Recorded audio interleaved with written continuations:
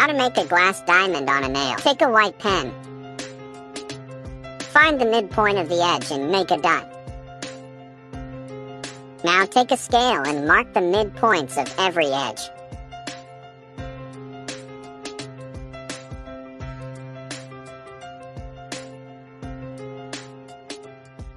Now, see the problem with a scale? It's flat while the nail is curved, so you may not get a proper measurement. So use a string instead. Now we use cellotape to connect each of the dots. Cut off the extra cellotape. Now with your nail, press on the taped area to ensure it's firm. Repeat for each side.